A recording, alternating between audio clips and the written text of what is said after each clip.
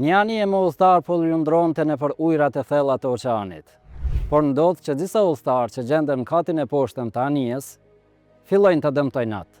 Ndërkohë, udhëtarët e katit dytë nuk brengosen për këtë veprim. Dhe ata thonë, kjo nuk është çështja jonë. Le të shqetësohen ata që janë në katin e parë. Mirë po duhet ditur se për shkak të kësaj neglizhence, që të gjithë, fajtorët apo jo fajtorët, në fund do të përballen me të njëjtën tragjedi.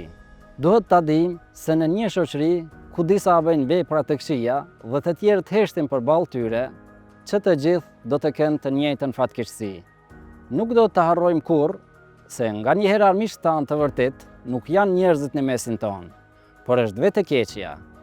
Është një përgjegjësi që mbi të gjithë ne, që t'u zgjasim dorën atyre të cilat kanë devijuar për t'i kthyer në rrugën e drejtë.